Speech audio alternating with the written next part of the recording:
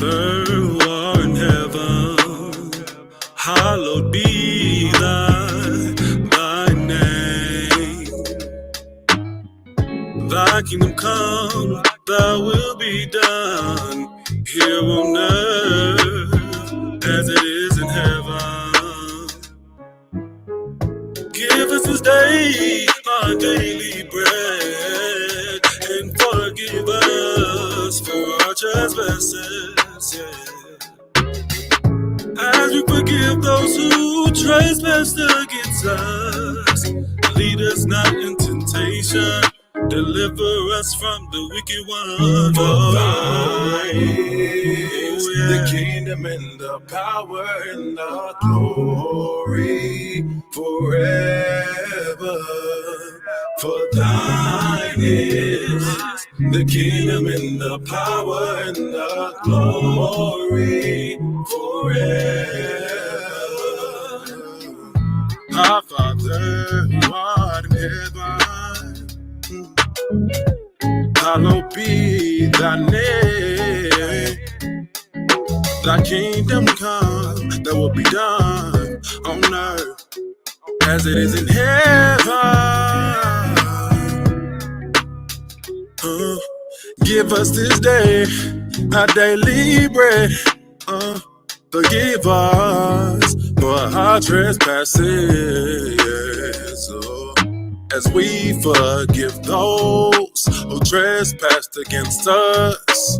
Lead us not to temptation, deliver us from the wicked one. For thine is the kingdom and the power and the glory forever. Thine is, oh yeah, the kingdom and the power and the glory, oh yeah.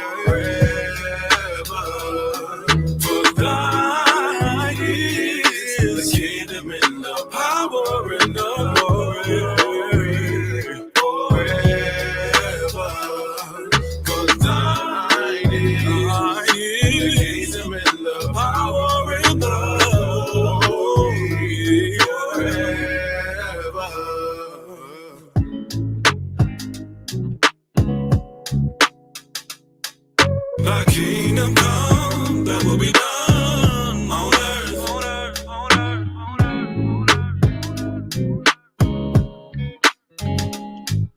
Thy kingdom come, that will be done on earth, on earth, on earth, on earth. Thy kingdom come, that will be done on earth, on earth, on earth, on earth, on earth. All right, thy kingdom come, thy will be done on earth as it is in Shamayim. All praises, honor, and great esteem unto the Most High Power, Yahuwah Bahashem, Yahushua HaMashiach, and to the 12 tribes of Israel who were scattered to the four quarters of the earth. I say, Shalom Wabarukim, that is peace and blessings.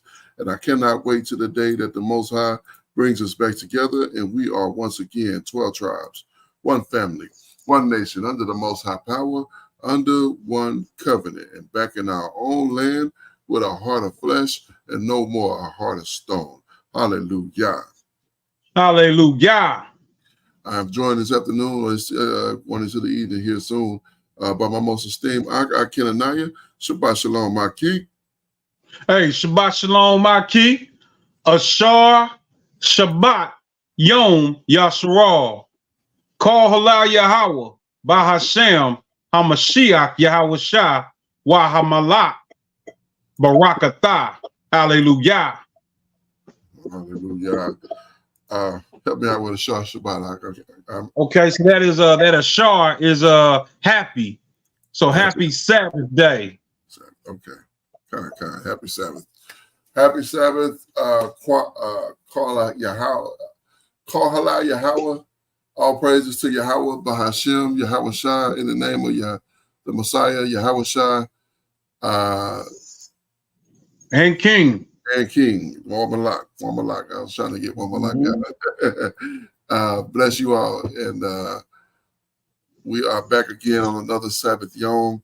Happy to be back another Sabbath, and even happier to be back in the text and the scripts. Looking forward to jumping into some magnificent reading and rediscovering some historical content as to the origin, the beginning of the children of Israel, and the magnificent work of our power. So we're going to pick up right here in Bereshith, or Genesis, chapter number 22, verse 1. And it came to pass after these things, the Most High did tell Abraham, and said unto him, Abraham. And he said, Behold, here I am. And he said, Take now your son, your only son, Isaac, whom you love, and get you into a land of Moriah, and offer him there for a burnt offering upon one of the mountains in which I should tell you of. And Abraham rose up early in the morning and saddled his donkey, and took two of his young men with him, and Isaac his son, and clave the wood for the burnt offering, and rose up and went unto the place of which the Most High had told him. Then on the third day, Abraham lifted up his eyes and saw a place afar off. And Abraham said unto the young men, Abide here with the donkey. I and the lad will go yonder to worship, and come again unto you. And Abraham took the wood of the burnt offering and laid it on his son, on Isaac his son, and took the fire in his hand and the knife. And they went both of them together. And Isaac spake unto Abraham his father, and said, My father. And he said, Here I am, my son. And he said, Behold, the fire and the wood, but where is the lamb for the burnt offering? And Abraham said, My son, the Most High will provide himself a lamb for a burnt offering. So they went both of them together. And they came to the place which the Most High had told him of. And Abraham built an altar there, and laid the wood in order, and bound Isaac his son, and laid him on the altar upon the wood. And Abraham stretched forth his hand, and took the knife to slay his son. And the Malach of Yahuwah called unto him out of Shamaim, and said, Abraham, Abraham. And he said, Here I am, or here am I. And he said, Lay not your hand on the lad, neither do anything unto him. For now I know that you fear the Most High, seeing that you have not withheld your son, your only son, from me. So this Malach right here is the one giving the orders and doing the testing and all of these things. So he said, you didn't withhold your only son from me. You trusted me to do something with this situation that was going to work out in your favor. Verse 13. And Abraham lifted up his eyes and looked, and behold, behind him a ram caught in the thicket by his horns. And Abraham went off and took the ram and offered him up for a burnt offering in the stead of his son. And Abraham, all praise for the Most High. Hallelujah. He made a way out of no way. Indeed. Indeed. And Abraham called the name of the place Yahuwah Yireh, as it is said to this day, the mountain of Yahuwah that shall be seen. And I believe that Yahweh Rai Yara is isn't it my provider? Isn't it a provider? provider, kind. Let's take a look at that real quick.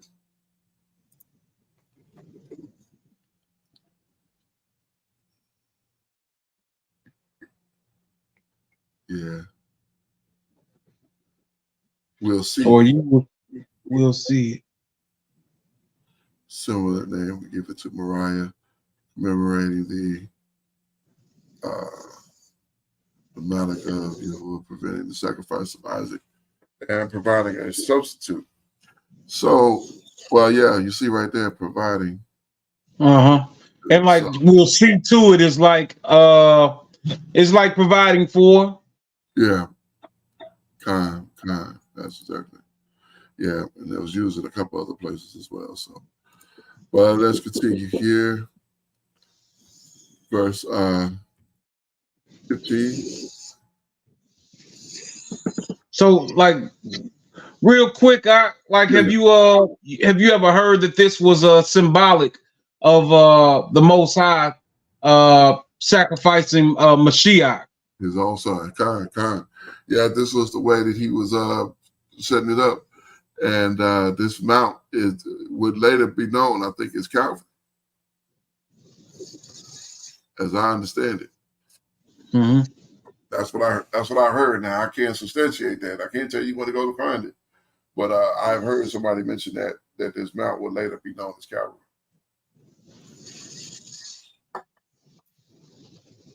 And that's where he was actually, crucified upon Calvary. That's where Mashiach was. Yes. So I wonder, can we look that up? Let's see if we can find anything on it. Yes, I wonder, can we say Calvary, the place where Isaac offered up for a sacrifice? Yeah, let me go back to that Uriah.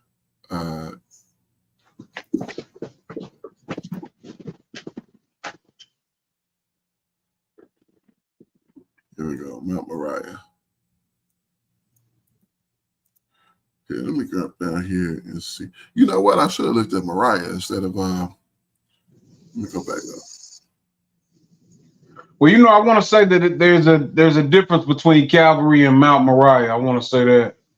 Okay, so I think Moriah is still there, but let me see. We don't find it because I literally have heard that, and it surprised me, but I couldn't. Where is Okay, so here's the thing. Here's what they're saying. Okay. They're saying, according to many scholars, Galakatha, the ancient site of Mount Moriah, may be the same area. In other words, they believe that Yahweh Shai may have been crucified near Moriah or at its summit. Oh, okay, so in the same area, maybe. Yeah, kind. Okay, kind. Yeah, because I was looking for Moriah right here, so I could look it up in the Strongs and see if it gave us any insight on that. But I didn't. I can't even see it here. But yeah, Kai, you found it out. Told everybody. Praise to the Lord. Hallelujah. Hallelujah. All right, continuing here, verse 15. And the Malach of Yahuwah called unto Abraham from Shamaim a second time, and said,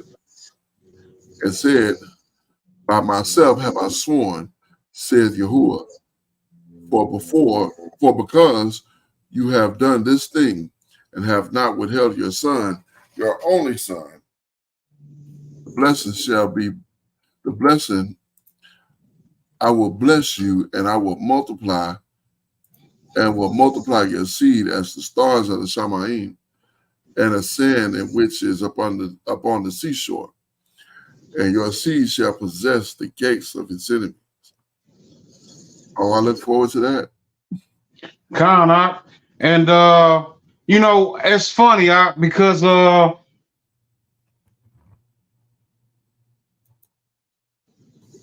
so I've been at different gatherings before, and some of them, they might have been by some Israelites, but they were at a so-called church. you know, that would have pagan elements attached to it, right?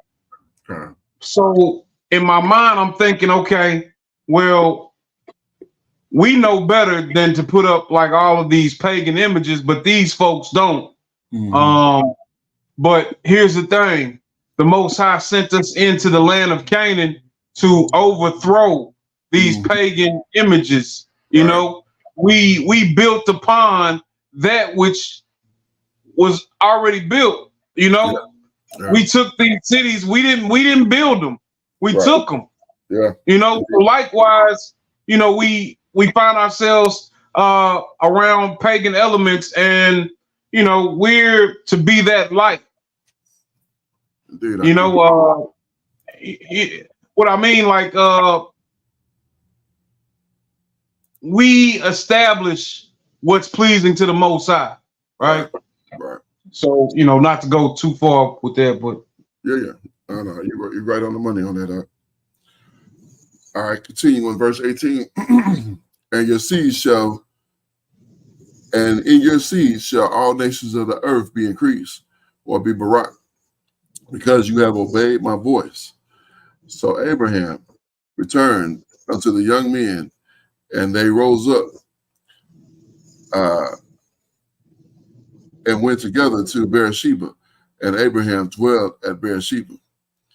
And it came to pass after these things that it was told Abraham, saying, Behold, Milcah, she have also borne children unto your brother Nahor,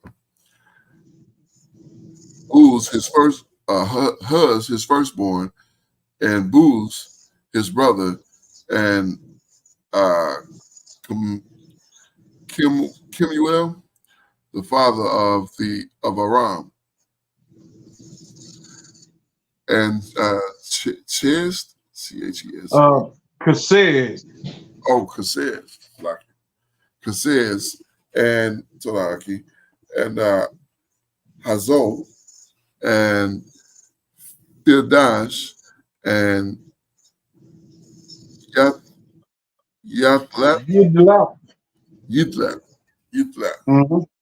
and Bethuel. So those are the name of those children. Verse 23. And Bethuel begot Rebekah. These 9, it's like it. Those 8 Milcah did bear to Nahor, Abraham's brother, and his concubine, whose name was Rumah, she bare also Tabat and Gaham and Tahash and Ma'akah.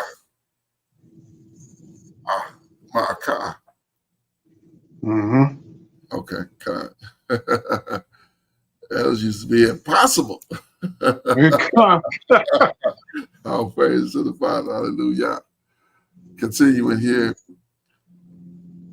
Moving slowly. Okay, there we go. All right. On to chapter 23, death and burial of Sarah. The book of Bereshith, chapter 23 and verse 1. And Sarah was 107 and 20 years old.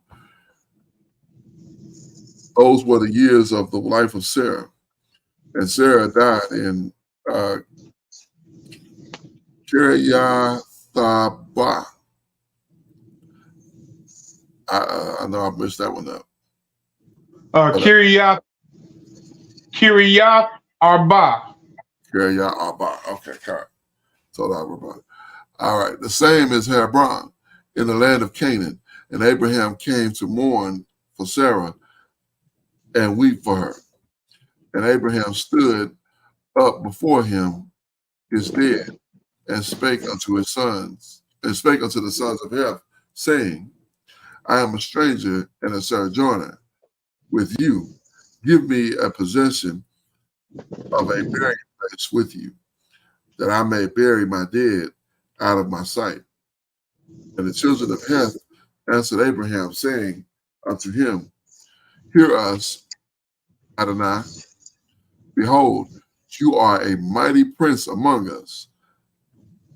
In the choice of our sepulchres, bury your dead.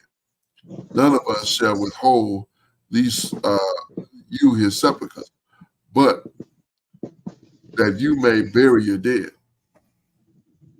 They don't just give it to him like, take it, whatever you need is have it, have it. Verse 7. And Abraham stood up and bowed himself to the people of the land, even before the children of Heth. And he communed with them, saying, if it be your mind that I should bury my dead out of my sight, hear me and entreat for me and Ephraim, the son of Zahor, and he may give me a cave in Machpelah. I'm saying that wrong. That's dead on. Oh, Machpelah. Okay. I thought I butchered that one. So everybody. Yeah, Machpelah. Hallelujah. Hallelujah. All right, continuing. Which he have, which is in the end of the field, for as much money as it is worth, he shall give it me for an possession, for a burying place among you. And Ephraim dwelled among the children of Heth, and Ephraim the Hittite answered Abraham in the audience of the children of Heth, even of all that went in the gates of the city, saying, Nay, Adonai, hear me. The field give I you, and the cave is therein. I give it you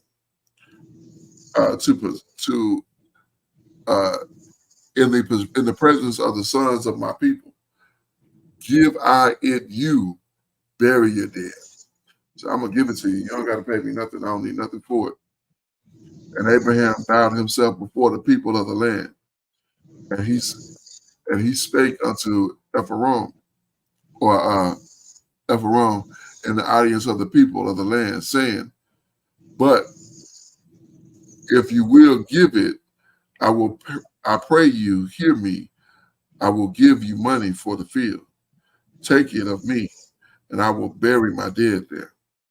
And Ephraim answered Abraham, saying unto him, Adonai, hearken unto me. The land is worth 400 shekels of silver. What is this between me and you? Bury therefore your dead. Abraham hearkened unto Ephraim, and Abraham weighed to Ephraim the silver, which he had named in the audience of the sons of Heth, 400 shekels of silver, current money, with the merchant. And the field of Ephraim, which was in Machpelah, which was before Berê, the field and the cave which were therein, and all the trees that were in the field that were in all the borders round about were made sure. Verse 18. Abraham for a possession in the presence of the children of Heth, before all that were at the gate of the city. And after this, Abraham buried Sarah, his wife, in the cave of the field of Machpelah, before Berê, and the same is Haran in the land of Canaan. And the field and the cave that is therein were made sure unto Abraham for a possession of the burying place of the sons of Heth. So he got what he needed. He had to do a little extra. Yeah. So he has purchased land that was in the land that's been promised to him. Right. Indeed. He didn't want to purchase it. He wanted he didn't want to, the guy didn't want to sell it to him. He wanted him to just take it. I'm kind of surprised he didn't just go ahead and just take it. Like, well, give me the deed then. But as it's already promised to her, like, could have kept that 400. Yeah. But let's continue here. This is the book of Bereshith, chapter 24. A bride for Isaac, verse 1. And Abraham was old and well stricken in age, and Yahuwah had blessed Abraham in all things. And Abraham said unto his eldest servant of his house that ruled over all he had, put, I pray you, your hand under my thigh, that I may make you swear by Yahuwah, the power of Shamaim, and the power of the Eretz, that you shall not take a wife unto my son of the daughters of the Canaanites, among whom I dwell. But so this was some type of ancient, I don't know, like ritualistic. Putting your hand under the thigh was some type of ancient rite of passage of some type of thing that people did, like when they bestowed something upon you, Yeah, that and it's ironic because the way he worded it here, he said, I will make you swear by Yahuwah, power of Shamaim and power of Eretz. And so whatever it was kind of like he mixed it. You know what I'm saying? Like whatever that under the hands of the thigh meant, he had that with swear to Yahuwah. Swear by Yahuwah that you won't do this thing. Yeah, and it's funny because throughout the years, people who have encountered our people always come away with the same impression and saying similar thoughts, which is these are strange people with strange customs. Right. You know what I mean? Like that's what they say about us. Yeah, indeed. They definitely mentioned that. Shalom, family. Sister Sonia say shalom. Nice to you to join us, Coach. All right, continuing. We're in Bereshith, chapter 24 and verse 4. All right. But you shall go into my country and to my kindred, and take a wife unto my son Isaac. And the servant said unto him, peradventure, the woman will not be willing to follow me unto this land. Must I need bring your son again unto the land from where you come? And Abraham said unto him, beware that you shall not bring my son there again. Like, don't take my son off this land. This is right. My son. Don't you take my son off this land. This is where he belongs. Verse 7. Yahuwah, power of Shamaim, which took me from my father's house and from the land where my kindred, and shall spake unto me. And which spake unto me and swore unto me, saying, unto your seed will I give this land, and shall send a Malek before you, and you shall make a wife. It's like you shall take a wife unto your son from there. So the Malek told him that was going to be the case as well. Okay. I'm hearing something out front here. Give me 1 second. Here, pick up verse 8. I'll be right back. Indeed, this is the book of Bereshith, or Genesis, chapter 24, verse 8. And if the woman will not be willing to follow you, then you shall be clear for this my oath.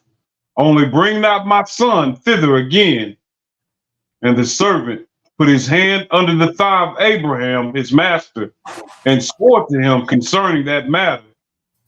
So again, like this, putting your hand under the thigh was almost like a handshake today, something solidifying some type of request, Yeah. Verse 10. Okay. And the servant, are you back out? Yeah. I don't know what that noise was. I thought it sounded like something knocking, but it may have been that ice maker. It may have been, but it sounded louder than that, but I don't know. Anyway, verse 10. And the servant took 10 camels, 10 camels of the camels of his master, and departed, and all the goods of his master were in his hand. And he arose and went to Mesopotamia unto the city of Nahor. And he made his camels to kneel down without the city by the well of the water at the time of the evening, even at the time where the women go out to draw water.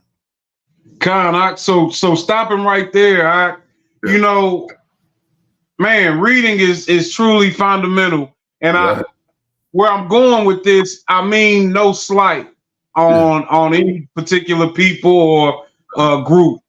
But you know, I remember when I came into this walk, you know, I used to follow after one camp in particular, and they would say how they would talk about how Esau or Edomites are different from Israelites. Yeah. They would say that, you know, Israelites would name the name of cities after the Most High or after something that had occurred at that place, whereas Edomites would name it after themselves. Right. They would name it, you know. But here we're reading that a descendant, you know, somebody in the same family with Abraham is coming from a city named after himself. So perhaps this was something that Negroes just did. Didn't what was his brother's name that died? It was wasn't it Nahor? I believe so. That's what I was thinking, because I remember that we read that before, that he had that they was in a place called Nahor. So yeah, this is that same city that I guess that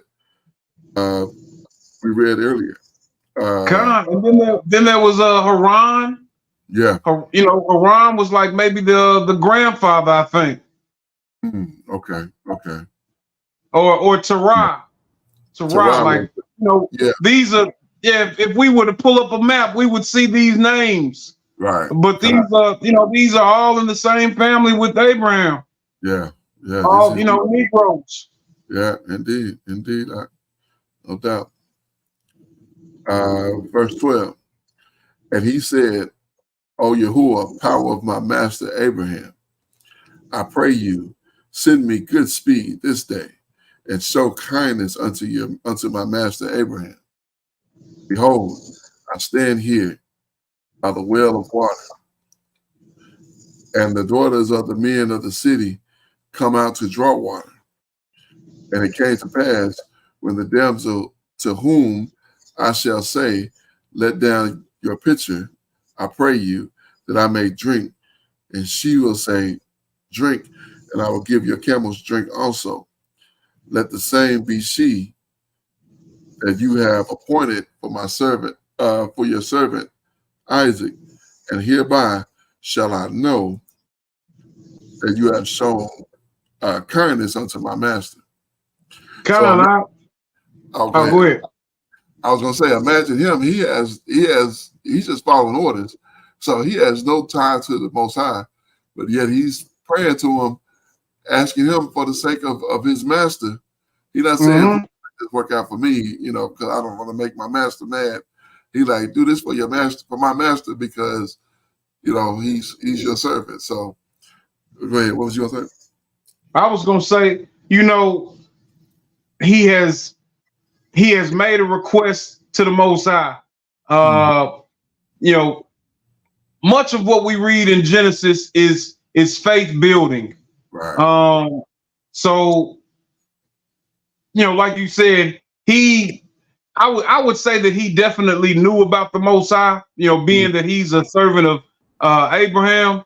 Right. He would have known why he was getting circumcised. Exactly. You know what I mean? Like the Most High required this thing.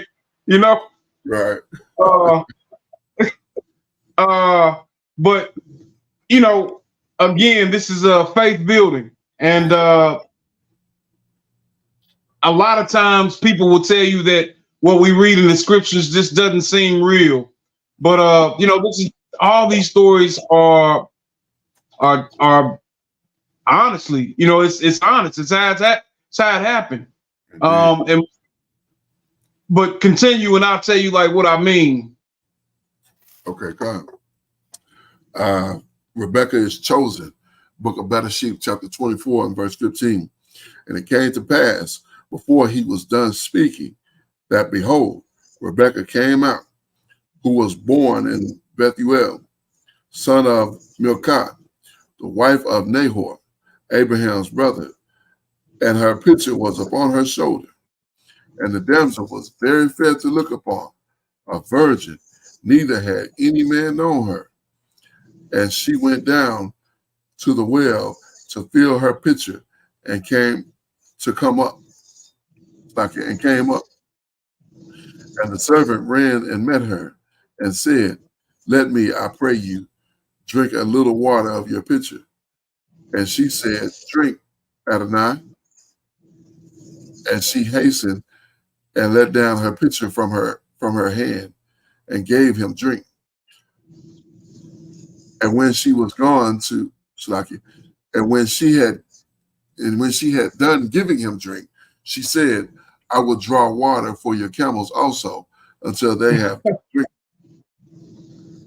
Yeah, right what he asked for. He get it right here. Exactly. Actually, it exceeded his expectations. Right. Kind. And that's how the Most High is. We'll have requests, and sometimes we don't even understand that the Most High has taken us past the mark that we actually set for ourselves. Do that, no doubt. Yeah, because he's magnificent. Honestly. He's grand architect. Indeed, yes, indeed. He is that, and then some. Continue in chapter verse 21. And the man wondered at her holding his peace. Like, hey, she is, if this is her boy, he gonna be pleased with me. And would rather that Yahuwah made his journey prosperous or not.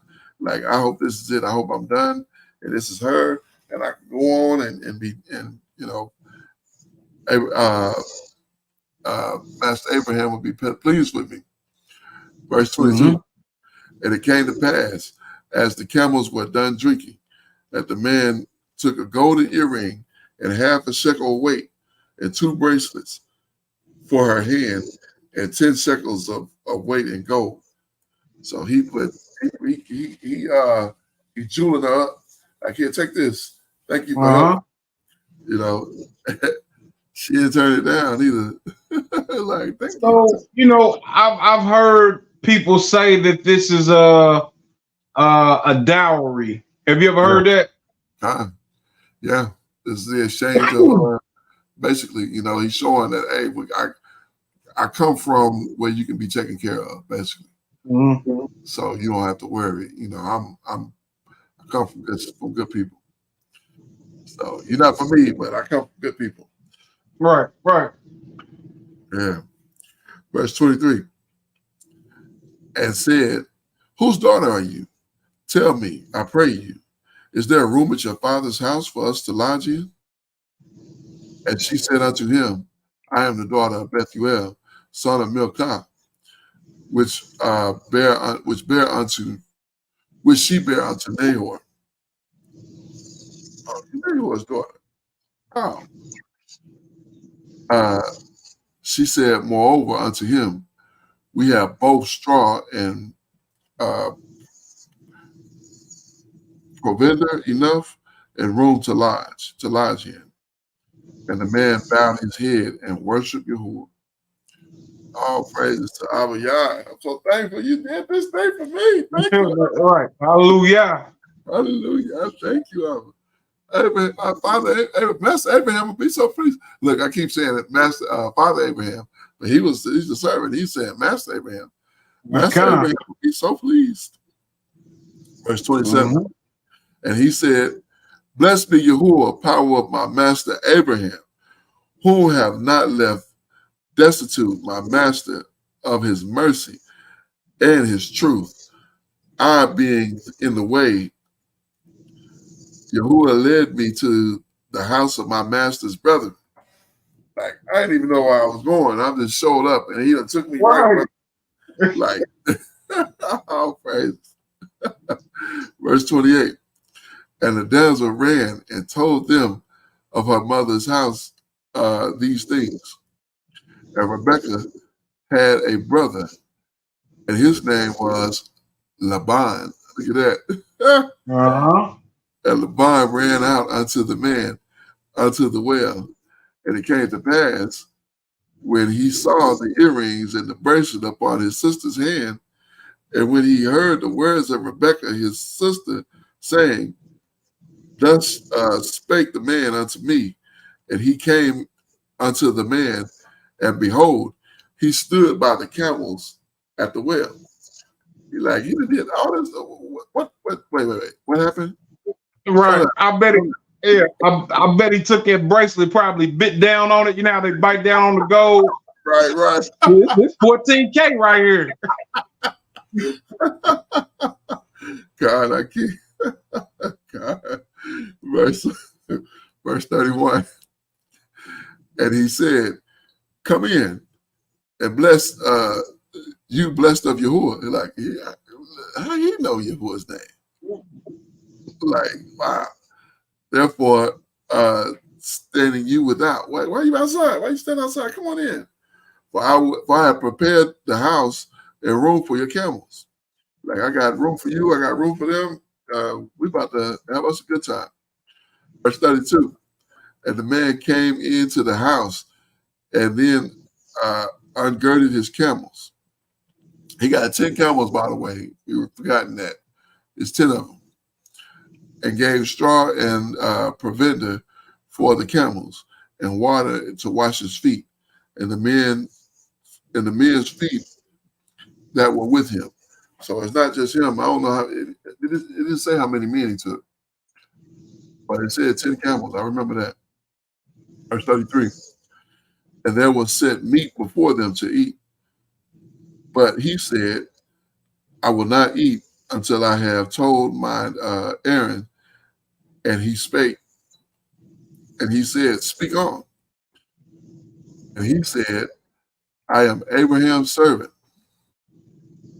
And Yahuwah have blessed my master greatly, and he have become great, and have given him flocks and herds, silver and gold, manservants and maidservants, camels and donkeys. And Sarah, my master's wife, bare a son to my master, and when she was old, and unto him have he given all that he had. So he gave all he had to this son I'm here for. All right, we listening. Go ahead. Verse 37. And my master made me swear, saying, You shall not take a wife of the sons for my son of the daughters of Canaan, in whom land I dwell. But you shall go into my father's house and my kindred, and take a wife unto my son. They like, you here for a wife? And I said, and I answered my master, peradventure the woman shall not follow me. And he said unto me, Yahuwah, before whom I walk, will send a Malak with you to prosper your way, and you shall take a wife for my son of my kindred of my father's house. And you shall be clear from this my oath, when you have come to my kindred. And if they give not you one, you shall be clear from my oath. So if they don't give you what you're looking for, then you don't have to worry about it. You're responsible for it. Verse 42. And it came these days unto the well, and said, O Yahuwah, power of my master Abraham, if you will do prosper my way, which I go. Behold, I stand by the well of water, and it shall come to pass that when the virgins came forth to draw water, I say unto her, give me, I pray you, a little water of your pitcher to drink. And she said unto me, both drink you, and I will draw water for your camels. Let the same be the woman whom Yahuwah have appointed out for my master's son. So I imagine them listening to this now. He's telling them this, and they're fascinated. Now she's probably sitting there like, because this is her first time hearing it too. So she's sitting there like, oh, it was me. And so, you know what I'm saying? They looking at each other like, you come to take our daughter? You come to take our sister? Right. Like this is all very unusual. Like, well, wait a minute now. Verse 25 or 45, it's lucky. And behold, I had done speaking my heart. Behold, Rebekah came forth with her pitcher on her shoulder and went down to the well and drew water. And I said unto her, let me drink, I pray you. And she made haste and let down her pitcher from her shoulder and said, drink, and I will give your camels drink also. So I drank, and she made the camels drink also. He given every detail. Verse 47. And I asked her, saying, whose daughter are you? And she said, I'm daughter of Bethuel, Nahor's son, whom Milcah bare unto him. And I put the earrings upon her face and the bracelets upon her hand. And I bowed down my head and worshiped Yahuwah and blessed Yahuwah, power of my master Abraham, which he had led me in the right way to take my master's brother's daughter unto his son. This is his cousin, my master's brother's daughter. Yeah, they're like first cousins. Yeah, you know what we gotta come to realize that the story of the Israelites is the story of one family and their relationship with the Most High. Okay. You know, Abraham being pulled, set apart, and him always marrying within his family, and his descendants for the most part doing the same thing until we get the 12 patriarchs, right. And some of them married other Hebrews, but many of them married into the Canaanite tribes. And that's where we really see things go off. When he went off, like we see that with Hagar, and then we get Ishmael, and then we see we'll see that in the next chapter as we pick up. So let's continue. Verse 49. And now, if you will deal kindly and truthfully with my master, tell me. If not, tell me, and I may turn to the right hand or to the left. So tell me what I need to do, which way I need to go. Then Laban, verse 50. Then Laban and Bethuel answered and said, the things proceeded from Yahuwah, we cannot speak unto you good, bad or good. Like now my question is, how do they know? I mean, I know they know because they know about the flood. They knew, I'm sure they know about Noah because they all came from, they know Shem, they know Eber, they know all these things because they, that's where they come from. So yeah, it's not surprising that they know the Most High, but they don't serve him. They serve something else. Yeah, probably many deities. Yeah. Abraham came from a family of Abraham's father was a deity maker. Yeah. So that's what his what that family was on, you know. Right. Indeed, indeed. I'll never forget when I read that in Yashar, and he smashed them up, and then he put it in the hand of the big one. Then I gave him an offering, and the big one got mad, and the little one ate it first. And his father was, I just picture his father's face looking at him like, fool. Right. You think this ain't nobody do nothing of this? What you talking about? Right. You know? Like, what you looking probably looking at his son like you done went crazy. Right. I made these with my hands. This ain't right. Well, what you worshiping for? Like, I don't know. This is what we do. I don't know. All right, verse 51. Behold, Rebekah is before you. Take her and go. Let her be your master's son's wife, as Yahuwah has spoken. And it came to pass when Abraham's servant heard their words, he worshipped Yahuwah, bowed himself unto the earth. Can you imagine though? Can you imagine giving your daughter away like that? You know, they know who Abraham is. They know who Abram was. He was Abram when he left. They know who he is. They know he left with Sarah, so they know her. They know Lot went with them. They know, so all this is known to them. So it's not too far-fetched. It's kind of, I think it would be unusual that they would think that she would have a baby and now he's at the age of having a wife, needing a wife. But, I mean, considering the details, the level of detail that he gave, I mean, it'd be, with all them details in that story. Yeah, I mean, I get that. Yeah. I just would have trouble. Like I would escort my daughter back to Isaac. I couldn't just saying take her, Yeah. But definitely different times, Yeah. Well, here's the thing too. You got to understand, Abraham is rich as he is super rich. You know what I'm saying? Right. Like, he when I say super rich, I mean super rich. He's rolled up with 10 camels.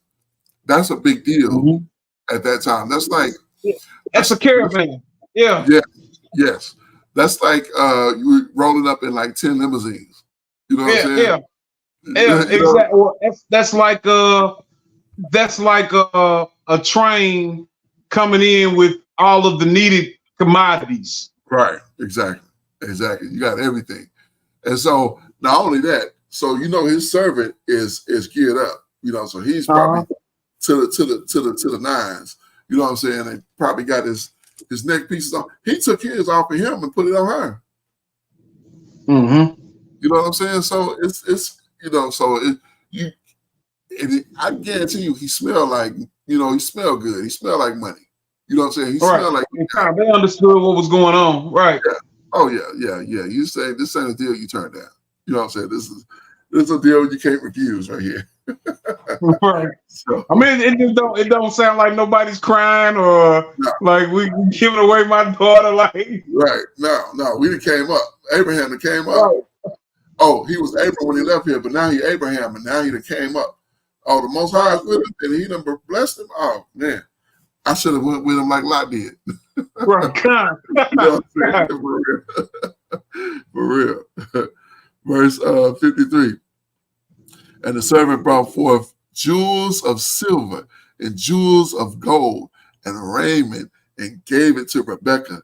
And he gave also to her brother and her mother precious things. So he's showering them. So now he like, yeah, let me show you how my master get it. Here's something for you. Here's something for you. Here's some. Like, oh man, we didn't came up. He's making it rain pretty much. Oh yeah. We done came up overnight. You know what I'm saying? Like yesterday we had just a little bit. Now we got a whole lot. Servant came to town. We ain't seen Abraham, but we saw his servant, and he done increased us greatly. So continue, verse 54. And they did eat and drink, and the men that were with him, and tarried all night, and rose up in the morning and said, Send me away upon my slacking. Send me away unto my master. And you see the customs were different right there, because he wouldn't just get up and bounce out. He's like, send me away. Like, you got to give him permission to leave when you stay in the house. You know what I'm saying? Like, that's not here. Here you just be like, all right, I'm out. Peace, y'all, and that's it. And you gone. But he like, send me away unto my master. Verse 55. And her brother and her mother said, let the damsel abide with us a few days, at the least 10. After that, she shall go. So now they like, oh man, we're gonna be missing our sister, we're gonna be missing our daughter. Let us stay with us a little bit. Give us 10 days. Verse 56.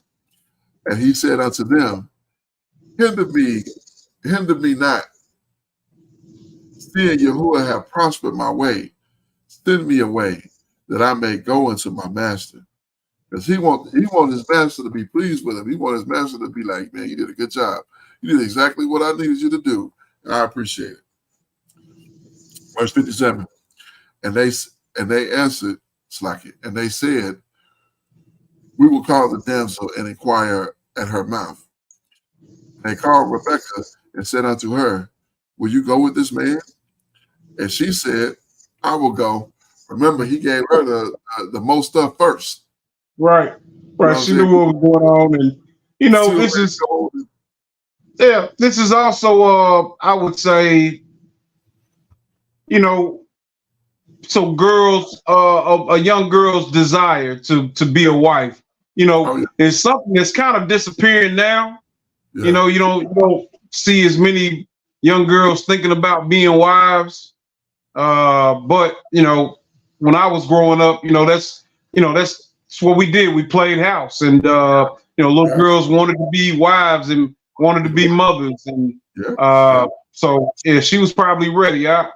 It still exists. It still exists. You just got to find the right one. You know what I'm saying? And she'll see that, because even though they got stuff, but what he showed up with is so much more. So she's not going to be a wife. She's going to be a princess, because Abraham is at the level of a king.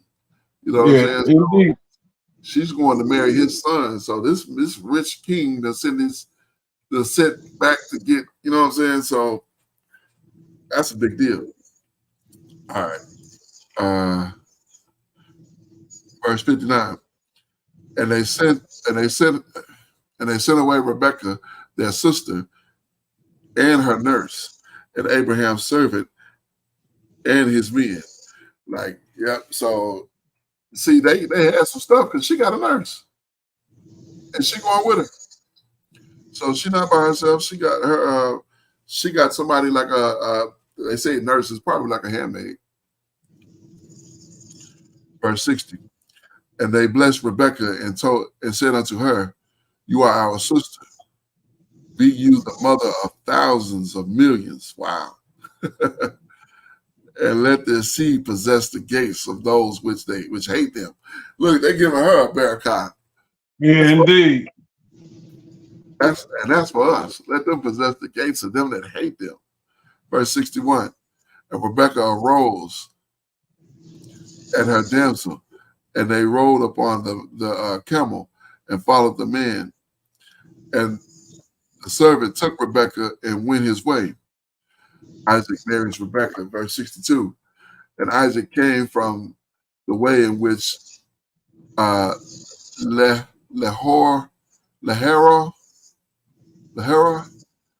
from Laharia. We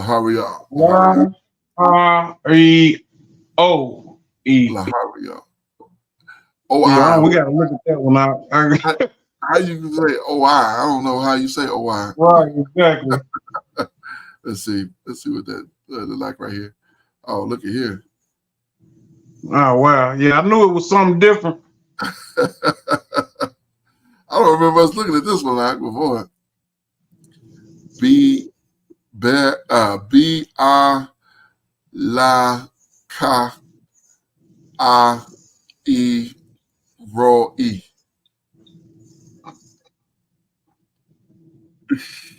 How they get a B in there?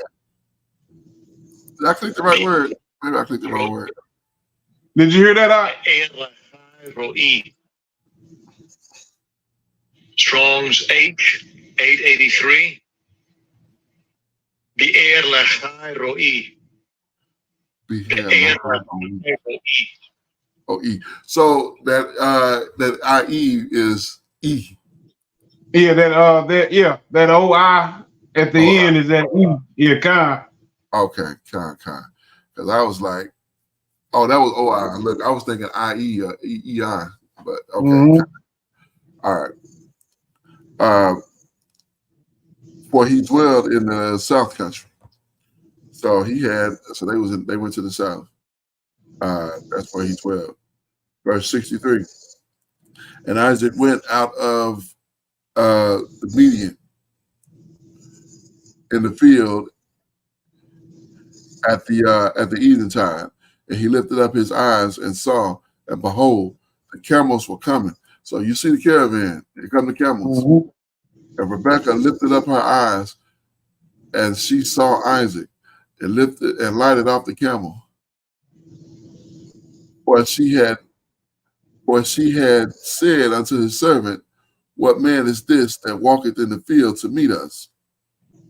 And the servant said unto her, it is my master. Therefore she took a veil and covered herself.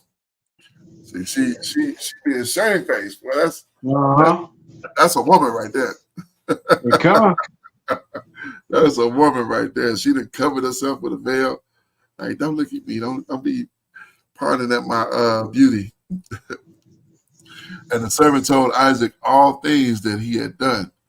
And Isaac brought her into his mother Sarah's tent and took Rebekah, and she became his wife. And he loved her. And Isaac was comforted after his mother's death. Like, come on in here, girl. All right, God. But you know, I was gonna say that again, when I was coming into this walk, brothers would use this to say that, sex was marriage. And but if you just pay attention to everything that transpired, you would see that this was an ordained union. You know what I mean? And it was more so of what happened before and after sex that consummated, or not consummated, the marriage, but what ordained the marriage. Indeed. Yeah, it definitely went through a process.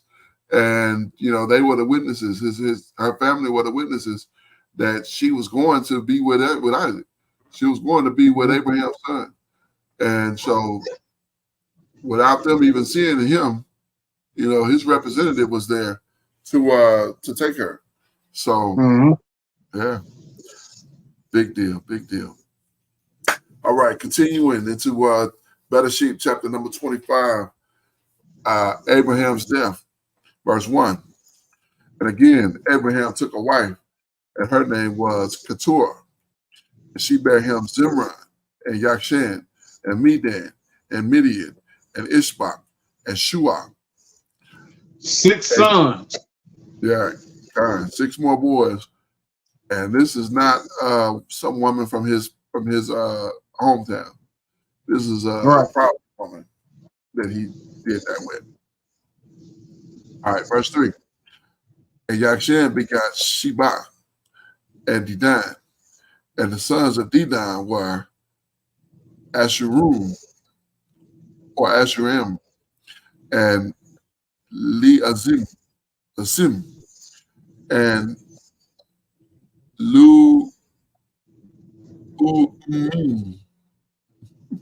and the sons of Midian, Ephah, and Ephah, and Hanak, and Abida,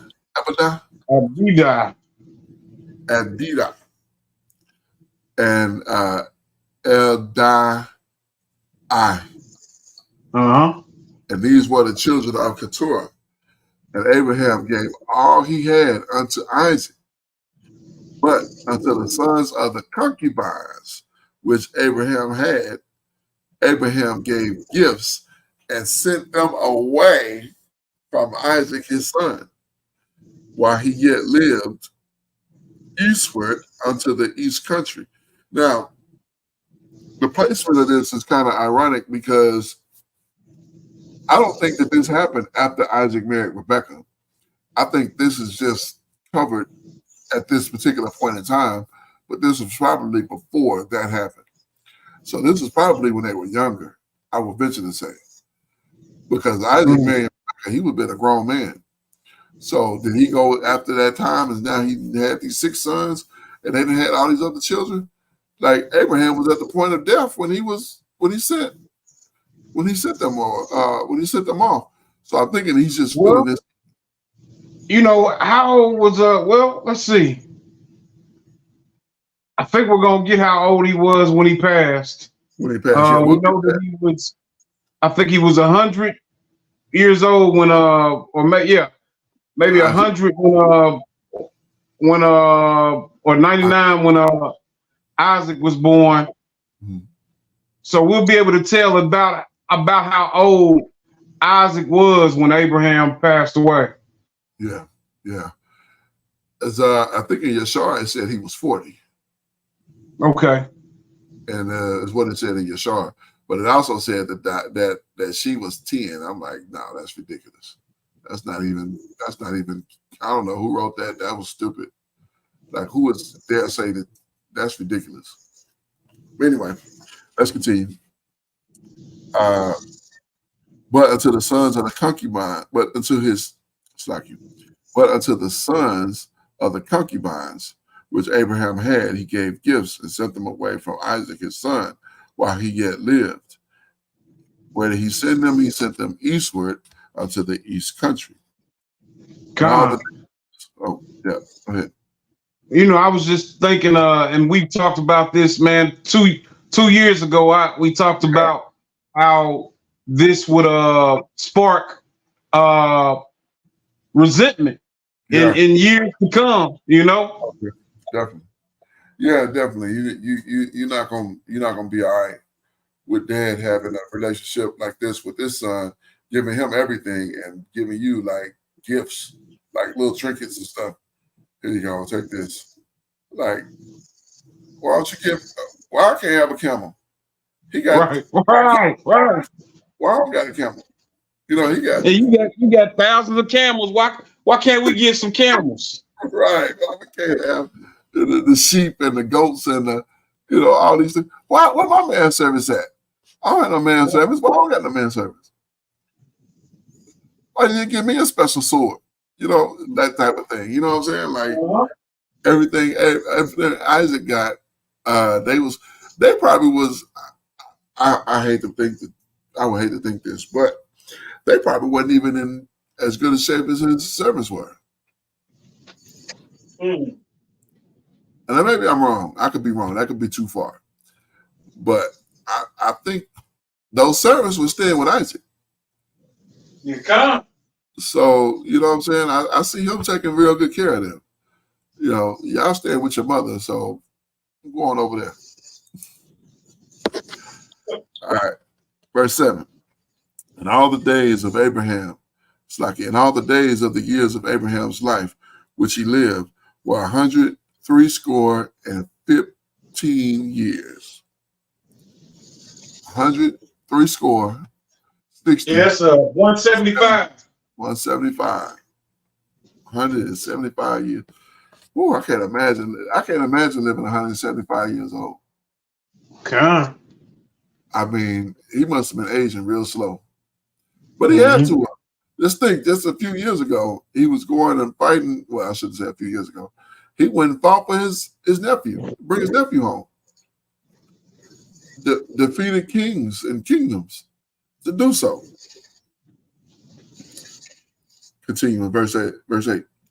Then Abraham gave up the ghost and died at the good old age, an old man, full of years, and was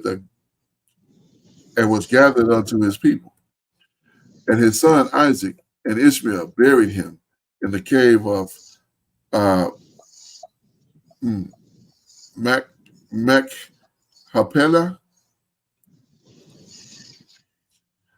in the field of Ephron, the son of Zahar, the Hittite, which was before Mary, and the field which Abraham purchased for his son, in the field which Abraham purchased of the sons of Heth. There was Abraham buried, and Sarah his wife.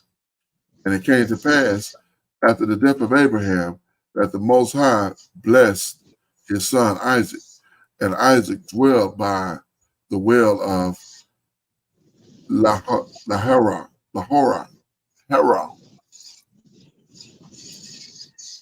Descendants of Ishmael. Verse 12. Now these are the generations of Ishmael, Abraham's son, whom Hagar, the Mizrahite, Sarah's maid, bare unto Abraham. And these are the names of the sons of Ishmael, by their names according to their generations. The firstborn of Ishmael, Nebaioth, and Kedah, and Adbeel. I bet that's a deity. And my Mibsam. Let's check that one out. I bet that one is definitely off because that got that L in there. Let's see what that no, it's chastised by the Most High. Oh, okay. Yeah, that makes sense. Because you certainly that. Son of Ishmael. All right, continue. And Mishma and Duma and Masa,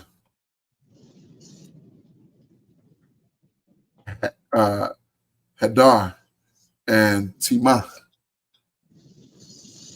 Yathah or Yather, and Nafish,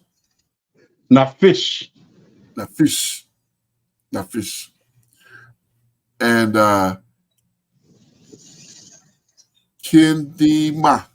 Kendima. These are the sons of Ishmael, and these are their names by their towns and by their castles, 12 princes according to their nations. And these are the years of the life of Ishmael, 137 years. And he gave up the ghost and died and was gathered unto his people. And he dwelled in Havilah unto Shinar. There is before Mizraim, which goes towards Assyria, and he died in the presence of all his brethren. Look, that said that he shall dwell in the presence of all his brethren. Isaac's sons, verse 19. These are the generation of Isaac, Abraham's son.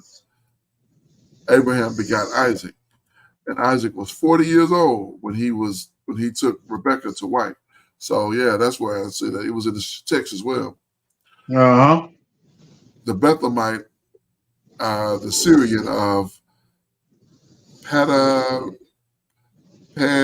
and Aram, the sister of Laban and the Syrian. And Isaac entreated Yahuwah for his wife because she was barren, and Yahuwah was entreated of him, and Rebekah his wife conceived. The children struggled together within her, and she said, "If it be so, then why am I thus?" And she went to inquire of Yahuwah, and Yahuwah said unto her, 2 nations are in your womb, and 2 manner of people shall be separated from your bowels, and the one people shall be stronger than the other people, and the elder shall serve the younger. You know, what's not clear is what type of way was the Most High communicating with her, and like where did she go to inquire? Like was there somebody that she went to, speak to, and they speak to the Most High on behalf of her, or Yeah, I remember somebody mentioning that. I may have read over it. The children struggled together and said, "What's also on this?" And she went to inquire of Yahuwah. So, yeah, because they read that, and then they said back then it wasn't called a prophet; it was called a seer. So they read in another place where she went to a seer. Well, it didn't say she went to a seer. It said that the seer said, and they ones that inquired of Yahuwah at that time. So that's where she would have had to go because it wasn't a prophet back then. It was a seer. Which makes sense because they would see visions and dreams, much like he told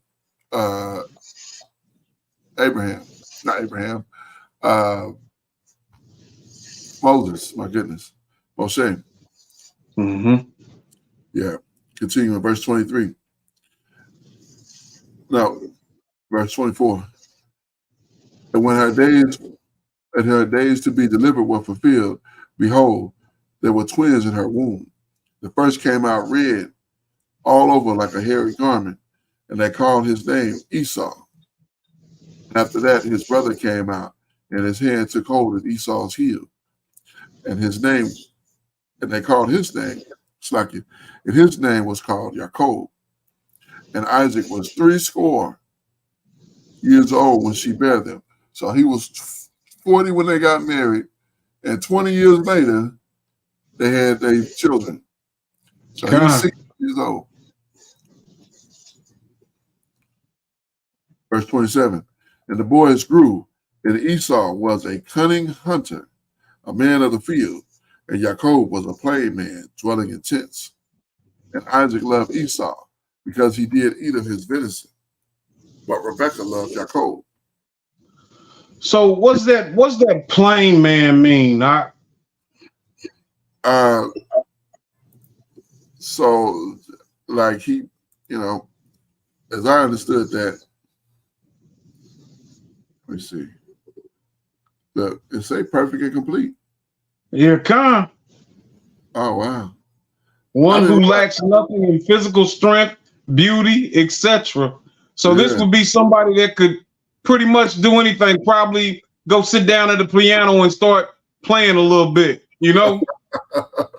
God. Wow, I didn't realize that because I was under the impression that he was just a regular brother, just a regular brew, doing regular brew stuff. Dwelling in tents. Just normal. Yeah. But wow, that I don't think we looked at that before. It also says one who is morally and ethically pure, a morally innocent, having integrity. But we know that his integrity was compromised when he deceived his father. Yeah. But you know what? And this is ironic because it says in the Apocrypha that the Most High didn't blame him for that. Yeah, Khan, indeed, you're right. Yeah. It said that Abraham, Isaac, and Jacob, he charged them none of them with any wrongdoing. Yeah. They were perfect. Like, what? Like, yeah. They were perfect. Like, man, that's beautiful to think about that. We come from perfection. 3 generations. Indeed, 3 generations. Oh, hallelujah. All right, continue in verse 29. And Jacob sought pottage, and Esau came from the field, and he was faint.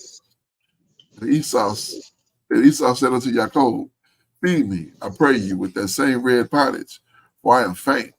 Therefore was his name called Edom.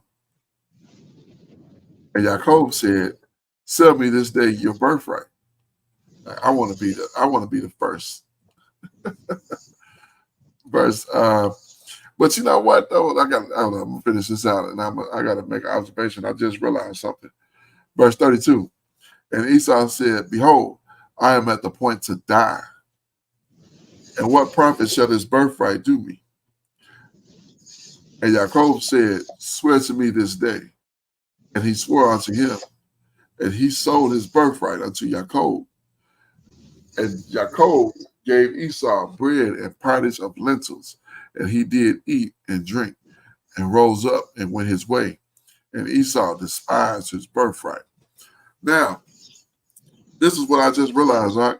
Looking at this for the 1,000th time. He said, right here, verse 31. And Jacob said, I don't know, maybe I mentioned this before, but I don't think I have. Jacob said, "Sell me this day your birthright." Your birthright. Which means Esau came out first, and Jacob held to his heel. There, come. So now he's saying, "Sell me this day your birthright."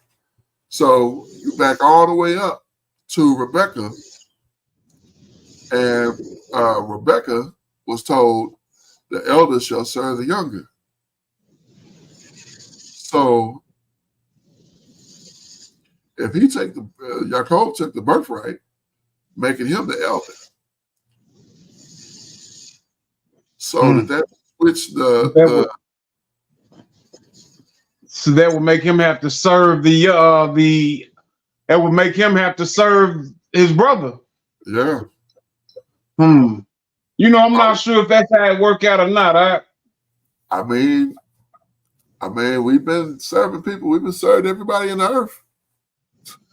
Yeah. You know what I'm saying? Like, we served everybody. There's nobody we haven't served. I mean, you know, we've definitely been that. You know, you think about the sub-Saharan slave trade. You know, definitely would have been serving the people in the desert. You're right. So I don't know. I never thought about it like that, but yeah. Anyhow, we're 26. No, that's definitely something to think about, and could be spot on. Yeah, that's something we need to inquire the elders a bit. You know what I'm saying? To really get some. Okay, kind. Is it me now? Is it you now? No, yeah, I'm ready for 26. Con. Okay, go right ahead, Aki. So this is the book of Bereshith, Genesis chapter 26. Isaac settles in Gerar, verse 1. And there was a famine in the land, besides the first famine that was in the days of Abraham. And Isaac went to Abimelech, king of the Philistines, unto Gerar. And Yahweh appeared unto him and said, "Go not down into Mizraim, dwell in the land which I shall tell you of." So, you know, just must be a wonderful blessing to be able to get those directions from the Most High, you know, firsthand like that, you know. Yeah. You're not gonna have to inquire, like, what the Most High want me to do in this situation? Like, you know, God, you are clear as to what He wants you to do.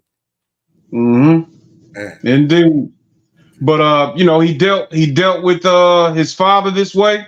Yeah. He continues to deal with, and honestly, he definitely, I would say, speaks to us. I can't say that I've ever been at liberty to hear the Most High's voice and have him deal with me that way, but like, he showed me action.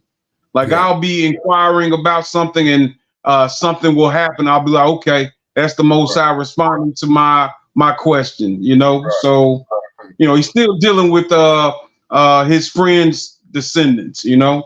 Indeed, and you know, just like I told you about my avoidance of that accident day before yesterday, you know, and same thing. I mean, but you know, it would be nice to just, and I don't know, maybe I don't know if he says it like that, if they hear a clear voice like that, But I heard brothers say, they hear a soft voice, and they go, "Oh, that's like, I hear that voice. I need to be listening more or something. I don't know."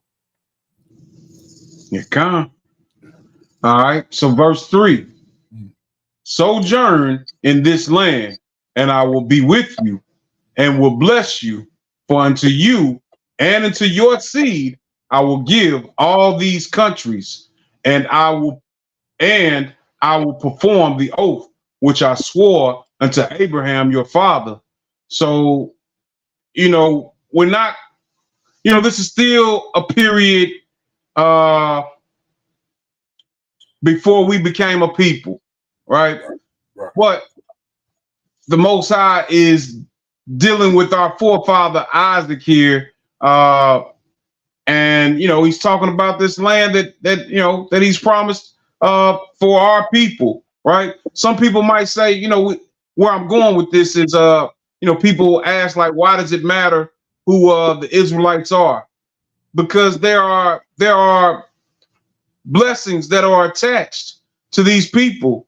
There are covenants that are intact between the Israelites and the Most High. So that's why it matters. Indeed, I can't. All right. All right, continue in verse 4. And I will make your seed to multiply as the stars of Shemaim, and I will give unto you, Slakia, I will give unto your seed all these countries, and in your seed shall all the nations of the Eretz be Baruch, because that Abraham obeyed my voice and kept my charge, my commandments, my statutes, and my laws. So, Abraham was walking perfect and upright by actions and faith, right? Right. Verse 6. And Isaac dwelt in Gerar, and the men of the place asked him of his wife. And he said, she is my sister. For he feared to say, she is my wife. Lest, said he, the men of the place should kill me for Rebekah, because she was fair to look upon. So, we've seen this before with his father. But you know what I didn't think about? Rebekah's got 2 children at this point. Yeah. So how did they say, what was these children's father like? Well, these grown children now. Yeah, Esau Khan, indeed. But I wonder if this is even in the right order here. You know what I'm saying? Like chronological order. Yeah, because they had 20 years with no children. So is this before the children or is this after the children? Khan. You know what I'm saying? It's really not clear as to the time frame of when this happened. But it makes sense. But he pulled that exact same thing his dad did. And that's ironic. Indeed. Continuing, verse 8.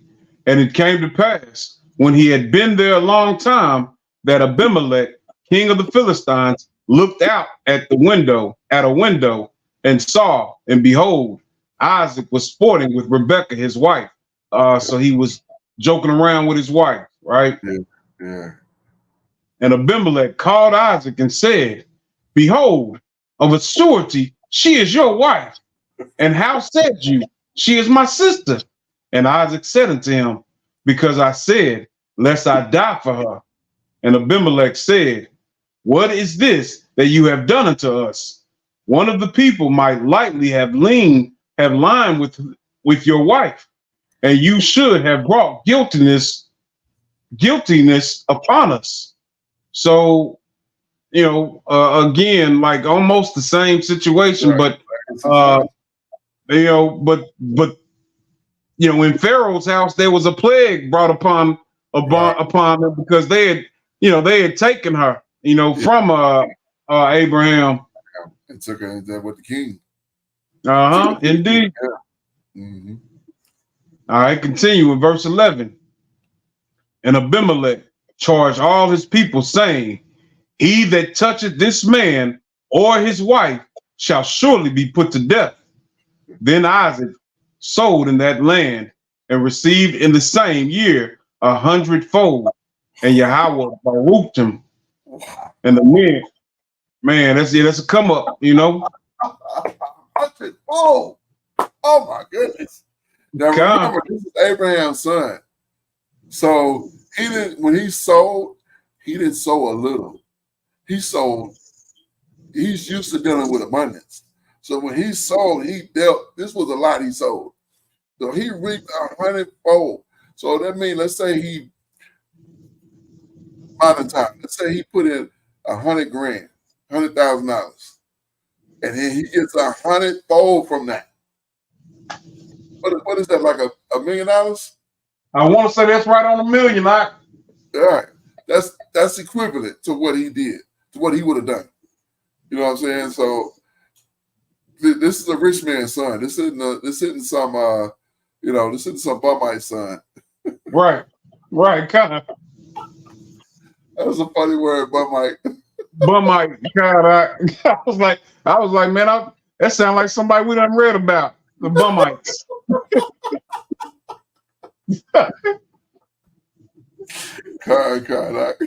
God. All right, continuing. Verse 13.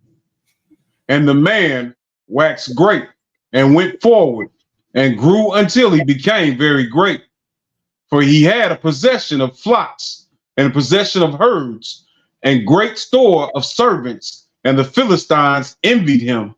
For all the wells which his father's servants had digged in the days of Abraham his father, the Philistines had stopped them and filled them with earth or dirt. What? And Abimelech. Yeah. I remember this story. Yeah. Well, why you messing with this man wells? Man. There's some haters, man. Y'all some haters. Indeed. Don't fill my wells up with dirt. Like, what is that? That's crazy. Go ahead, my bad. Yeah, it's people been hating us for a long time, Mark. Long time. My goodness. Yeah. Fill my wells up with dirt. Like, how you even sleep? How you justify that? He'll get water from our land. Oh, this is our land. He will get no water. Fill his wells up with dirt. Right. Yeah, that's crazy. All right. Yeah. Verse 16. And Abimelech said unto Isaac, go from us, for you art much mightier than we. And Isaac departed thence and pitched his tent in the valley of Gerar and dwelt there, quarrel over the wells. And Isaac digged again the wells of water, which they had digged in the days of Abraham, his father, for the Philistines had stopped them after the death of Abraham. And he called their names after the names by which his father had called them. And Isaac's servants digged in the valley and found there a well of springing water. And the herdmen of Gerar did strive with Isaac's herdmen, saying, the water is ours. And he called the name of the well Ezek, because they strove with him. And they digged another well and strove for that also. And he called the name of it Sitnah. And he removed from thence and digged another well, and for that they strove not. And he called the name of it Rehoboth. And he said, for now Yahweh hath made room for us, and we shall be fruitful in the land. And he went up from thence to Beersheba, and Yahweh appeared unto him the same night and said, I am the power of Abraham, your father. Fear not, for I am with you, and will bless you, and will multiply your seed for my servant Abraham's sake. And he builded an altar there, and called upon the name of Yahweh, and pitched his tent there, and there Isaac's servants digged a well. So yeah, the faith continues to be built. We see it being built with Abraham. We continue to see relationship being formed, and trust and faith being built with Abraham's son Isaac at this point, right? Indeed. Continuing, covenant with Abimelech. Verse 26. Then Abimelech went to him from Gerar, and at Zuzath, Salakia, Ahuzath, one of his friends, and Pekol, the chief captain of his army. And Isaac said unto them, Wherefore come ye to me, seeing ye hate me, and have sent me away from you? And they said, We saw certainly that Yahweh was with you. And we said, Let there be now an oath between us, even between us and you, and let us make a covenant with you, that you will do us no hurt, as we have not touched you, and as we have done unto you nothing but good, and have sent you away in peace. You are now Baruch of Yahweh. So, I'm not exactly sure why, these Philistines are afraid of Isaac.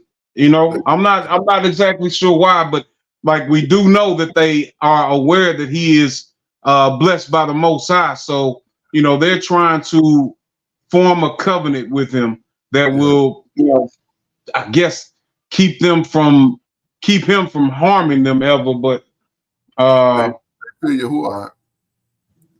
What's that? They fear Yahuwah. Khan.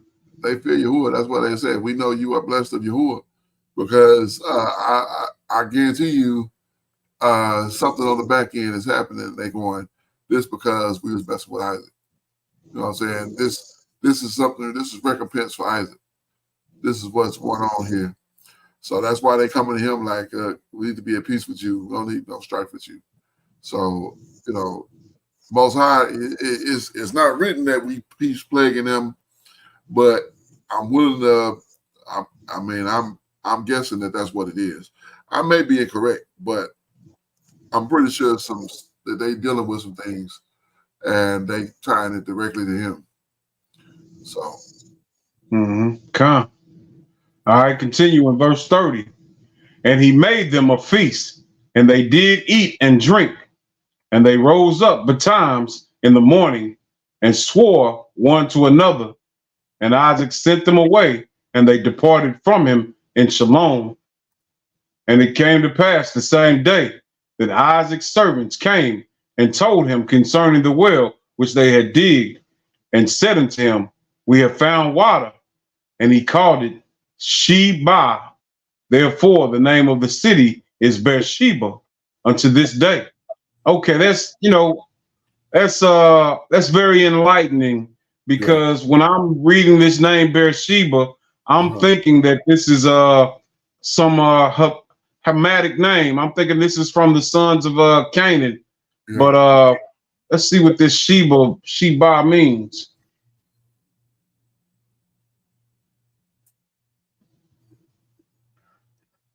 Yeah, so it means oath. Okay. Yeah, sevenfold oath. Well, yep. Sevenfold oath. Yeah.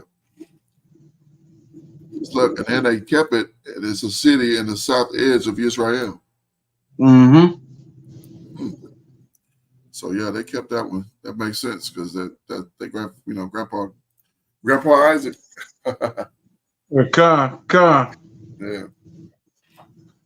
What verse am I at? I think you had the last one. Or okay. Well, that was Beersheba. So yeah, 34. 34. Yeah. Yep. All right. And Esau was 40 years old when he took to wife Judith, the daughter of Berê the Hittite, and Bathsheba, the daughter of Elon the Hittite, which were a grief of mine unto Isaac and to Rebekah. I wonder what it was about these women that were so off that his parents disapproved. Well, these were the sons of Canaan. Canaan was that cursed seed. That's why he told Abraham, don't do that. But I want to know what Keturah. We never found out what Keturah. We don't find anything out about Keturah. Yeah, you're right. Who was she? Where did she come from? And why did he take her to wife? Mm-hmm. And she having his children. That means she probably was childbearing age. She probably was, you know, late 20s. Yeah, and he was, he was an old man. Yeah. She had 6 children. God. All right, continuing. This is the book of Bereshith, Genesis chapter 27, Jacob's deception, verse 1. And it came to pass that when Isaac was old and his eyes were dim, so that he could not,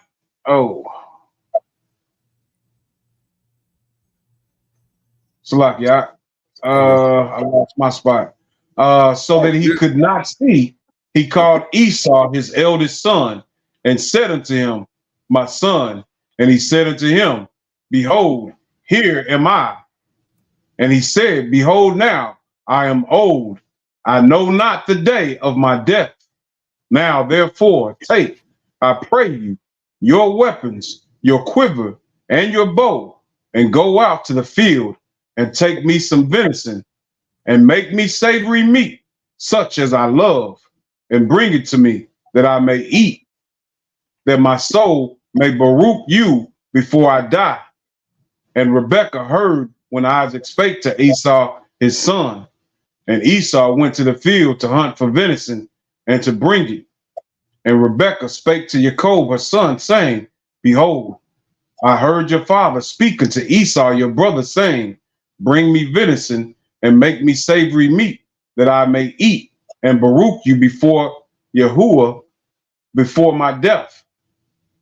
Now, therefore, my son, obey my voice according to that which I command you. Go now to the flock and fetch from me thence 2 good kids of the goats, and I will make them savory meat for your father, such as he loveth. I'm wondering why Esau didn't just go to his brother's flocks and get what he needed, But I guess he was being obedient to what his father had told him. Yeah, he wanted venison, so his wife was like, "Well, we'll just get him some goat, and he won't tell the difference. He's old. He's about on his deathbed."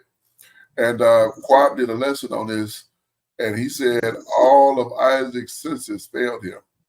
It said his eyes were dim, so we see that his sense of taste because he can't tell the difference between a goat and a deer. And it's a different type of taste, and his hearing failed him because he couldn't tell Jacob's voice from Esau's, and his touch, his touch failed him because he couldn't tell. He was feeling goat skin instead of his son Esau's skin. Come. Yeah, so that was interesting. Verse 10. And you shall bring it to your father, that he may eat, and that he may baruch you before his death. And Jacob said to Rebekah his mother, behold, Esau my brother is a hairy man, and I am a smooth man. My father peradventure will feel me, and I shall seem to him as a deceiver, and I shall bring a curse upon me, and not a baruchim. Berachim. And his mother said unto him, upon me be your curse, my son. Only obey my voice and go fetch me them. And he went and fetched and brought them to his mother. And his mother made savory meat, such as his father loved. And Rebekah took goodly raiment of her eldest son Esau, which were with her in the house, and put them upon Jacob, her younger son. And she put the skins of the kids of the goats upon his hands and upon the smooth of his neck. And she gave the savory meat and the bread which she had prepared into the hand of Jacob, her son, or Salaki, into the hand of her son Jacob. And he came unto his father and said, my Abba. And he said, here am I. Who art you, my son? And Jacob said unto his Abba, I am Esau, your firstborn. I have done according as you have badest me. Arise, I pray you, sit and eat of my venison, that my soul, Slakia, that your soul may Baruch me. And Isaac said unto his son, how is it that you have found it so quickly, my son? And he said, because Yahweh, your power, brought it to me. So, that's almost cruel, Right. And then he blames it on the power. Like, Yeah. But look, even that, he didn't count that against him, though. Yeah, come. All right, continuing. Verse 21. And Isaac said unto Jacob, come near, I pray you, that I may feel you, my son, whether you be my very son Esau or not. And Jacob went near unto Isaac his father, and he felt him and said, the voice is Jacob's voice, but the hands are the hands of Esau. And he, so he knew something. He knew something was up. Right? Yeah, right. Yeah. Verse 23. And he discerned him not, because his hands were hairy as his brother's Esau's hands. So he Baruched him. And he said, are you my very son Esau? And he said, I am. And he said, bring it near to me, and I will eat of my son's venison, that my soul may Baruch you. And he brought it near to him, and he did eat. And he brought him wine, and he drank. And his father Isaac said unto him, come near now, and kiss me, my son. And he came near, and kissed him, and he smelled the smell of his raiment, and Baruched him, and said, see, the smell of my son is as the smell of the field which Yahweh hath Baruched. So you're right. His sentence failed. This is all of them failed.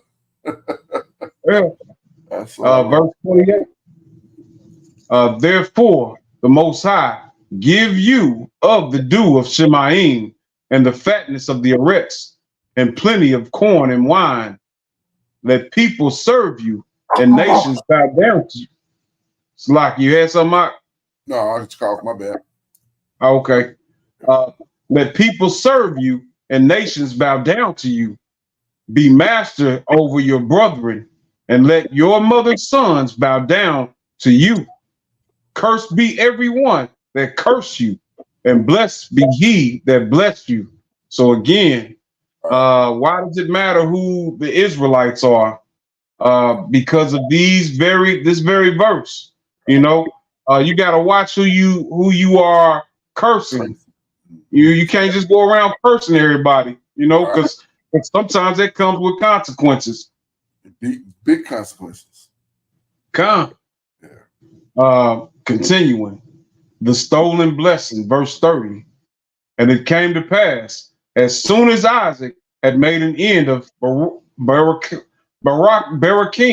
Jacob, and Jacob was yet scarce gone out from the presence of Isaac his father, that Esau his brother came from his hunting, and he also made savory meat and brought it unto his father, and said unto his father, let my father arise and eat of his son's venison, that your soul may Baruch me. And Isaac his father said unto him, who are you? And he said, I am your son, your firstborn, Esau. And Isaac trembled very exceedingly and said, who? Where is he that hath taken venison and brought it me? And I have eaten of all before you came, and have Baruched him. Yea, and he shall be Baruch. And Esau heard the words of his father.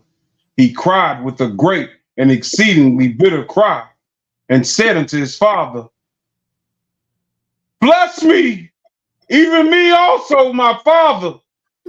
And he said, your brother came with subtlety, and hath taken away your blessing. And he said, is not he righteously named Jacob? For he hath supplanted me these 2 times. He took away my birthright, and behold, now he hath taken away my blessing. And he said, Have you not received a blessing for me? So, I always kind of included the birthright and the blessing as the same ordeal. That is. But he's saying that he's gotten him to better his will these 2 times. And that's basically what he's saying. Because now he give me the birthright. With the birthright come the blessing. So the blessing was his because he sold it, because he despised it. Mm-hmm. Yeah. Indeed. I'll continue in verse 37. And Isaac answered and said unto Esau, Behold, I have made him your master, and all his brethren have I given to him for servants, and with corn and wine have I sustained him. And what shall I do now unto you, my son? So something that's I'm not really sure about, but it says I and all his brethren have I given to him for servants. He's his like, only what brother. brethren would that be? He's his only brother. Yeah.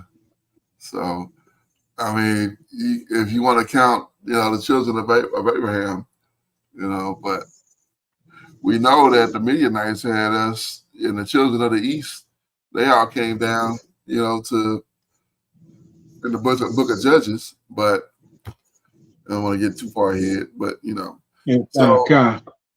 but it's ironic because he's literally telling him this, but he's his only brother. He don't have another. No, they only have 2 children. Yeah. All right, continuing. Verse 37. Yeah. And Isaac answered and said unto Esau, Behold, verse 38. And Esau said unto his father, Have you but one blessing, my father? Bless me, even me also, O my father. And Esau lifted up his voice and wept. And Esau his father answered and said unto him, Behold, your dwelling shall be the fatness of the erects, and of the dew of Shemaim from above. And by your sword shall you live, and shall serve your brother. And it shall come to pass, when you shall have the dominion, you shall break his yoke from off your neck. And Esau hated Jacob because of the blessing wherewith his father blessed him.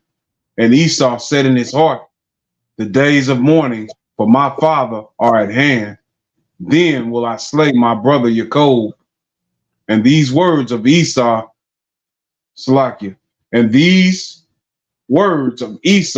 her elder son, were told to Rebekah.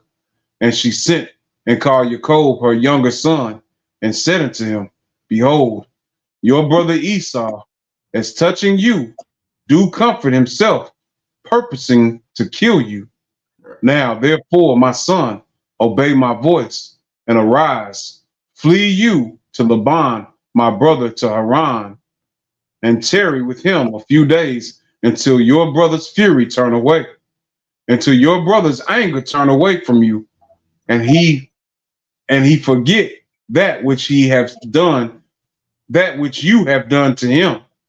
Then I will send and fetch you from thence. Why should I be deprived also of you both in one day? So she understood that, Esau might make good on his thoughts and take him out. And, she's just like, she'd be missing 2 sons, Yeah, right. But it's ironic, because she basically laying the blame on him, but it was her plan. Yeah, come. Like, what is this? Like, yeah, he mad at what you did to him. Like, you told me to do it. Right. All right. Verse 46. And Rebekah said to Isaac, I am weary of my life because of the daughters of Heth.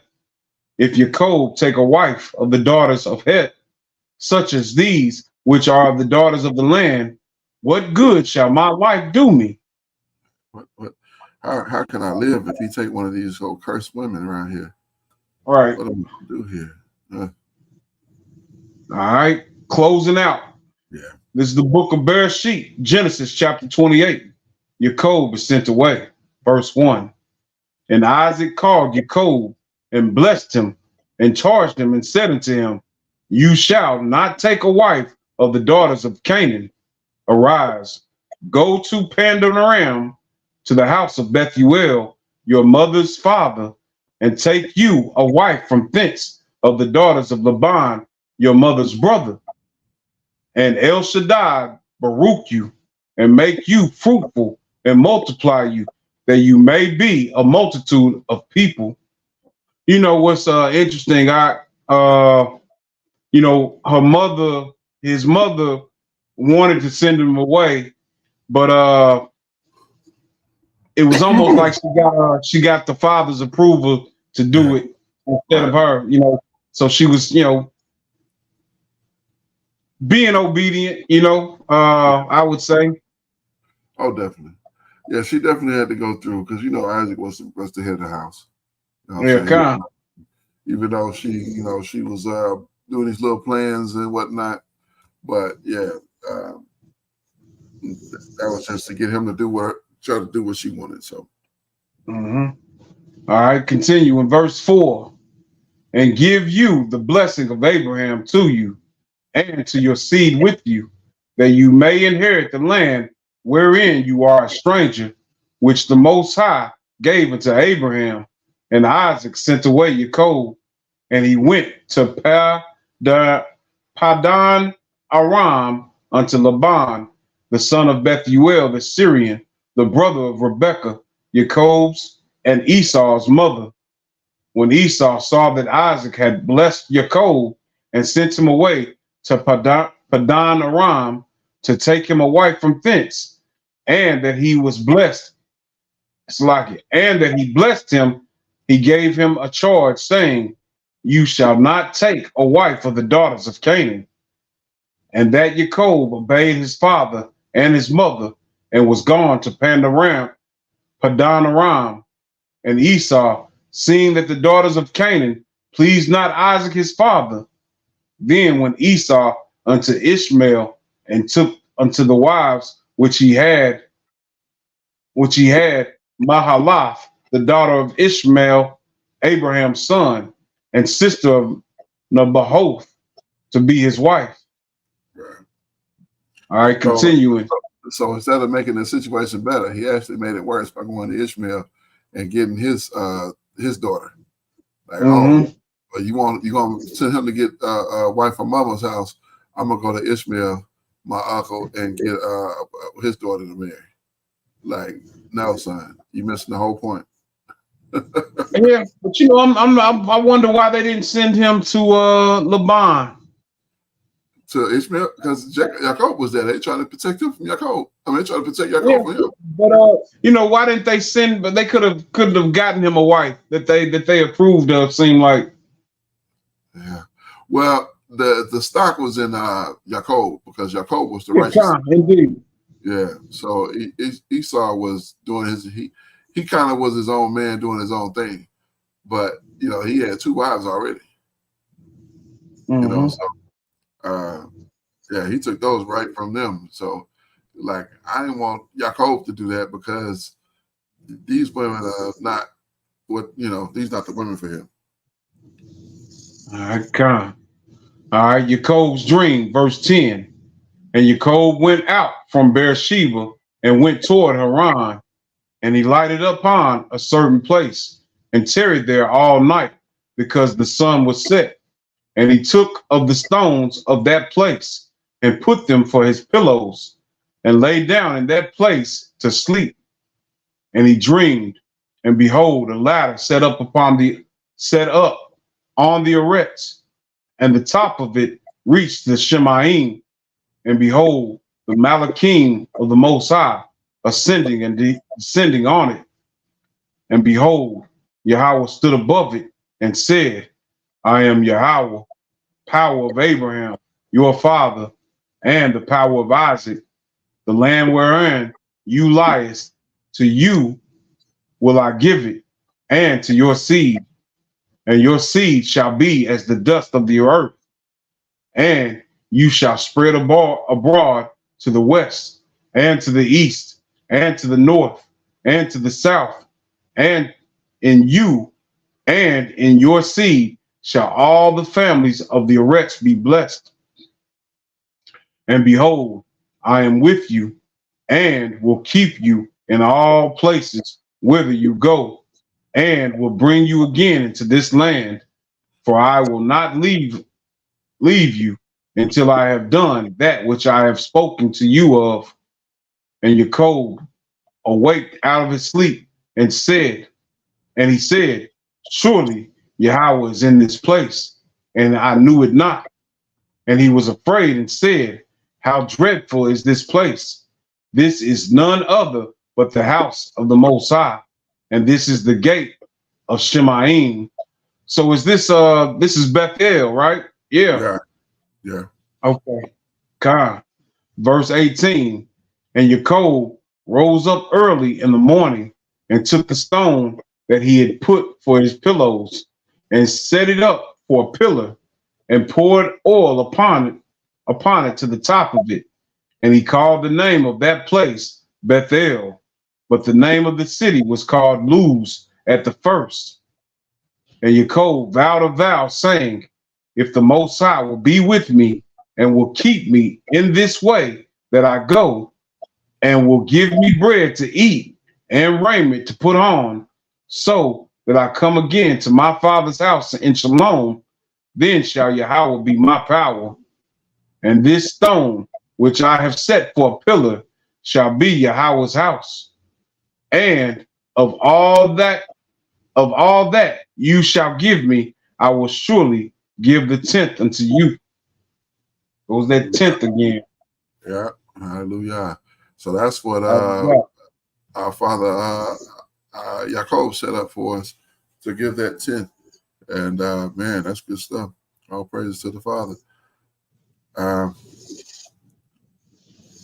Well, that was Bereshith chapter numbers 22 through 28. So we'll pick up 29 through 36. Is that right? 36 next week. Mm-hmm. Most are willing. If it be the Father's will. Shalom, by the way, to the Okoti Sonia Ross. Toda Rabbah for joining us. We certainly appreciate it. And hope you enjoyed the reading of the text, and will join us next week for as we continue. With that, I mean, what can we say negative about this particular story? I mean, it's definitely, like my ox say, faith building, and it definitely it helps us to understand our origin. All praises, hallelujah. Toda Rabbah, Koti. It's a great lesson. We appreciate you. Indeed. All praises. But it definitely helps us understand our origin and understand our beginning. That's why we started in Bereshith in the beginning, because that's what the Most High had given for us to start. So great. Great information, great history, great legacy, and it shows us exactly where we were at that time. So with that, I'll yield. Go ahead, it's being our second time coming through here, some things standing out more so than they did this first time. So really a pleasure getting back into this word, continuing hearing the story of how we became a nation, how we became a people, what transpired before. This is all pertinent information, when dealing with Israel, when dealing with what's pleasing to the Most High. This is all pertinent information, all included in the Torah. I guess I don't know if there was a highlight, but just I enjoyed reading, again about uh, the covenants that the Most High made with Isaac, and then how that had gone to Yaakov, who at some point his name is going to be changed. But yeah, it's just I always love reading this portion of the Bible. Yeah. But all praise to the Most High for yet a wonderful day of getting into the scripts. We appreciate those who are able to listen in with us, and those who will listen in at some point. All praises to the Most High. Hallelujah. All praises indeed. All right. So with that, we're going to go ahead and close on out. We always close out with the book of Ecclesiastes, chapter number 12 and verse number 13. Let us hear the conclusion of the whole matter. Fear the Most High and keep his commandments, for this is the whole duty of man. It is so very important that we understand that in the conclusion of the whole matter, we are to fear the Most High and keep his commandments, because this is the whole duty of man. At the end of the day, when it is all said and done, all the dust is settled, and all the smoke is cleared, we will be judged on whether we have feared the Most High and kept his commandments. Why? Because this is the entire reason that we were made. I am your Akazaki Yahoo, joined by my most esteemed Ak Akenaniah, giving all praises, honor, and great esteem unto the Most High Power, Yahuwah Bahashem, Yahushua HaMashiach, and to the 12 tribes of Israel who are scattered to the four quarters of the earth. I say, Shalom wa Baruchi, that is peace and blessings. And I cannot wait to the day that the Most High brings us back together, and we are once again 12 tribes, one family, one nation, under the Most High Power, under one covenant, and back in our own land with a heart of flesh and no more a heart of stone. Until that day, Shabbat Shalom, family. Shabbat Shalom, Mr. Pekah. All praises to the Father. Praise you, Abba Yah. Hallelujah.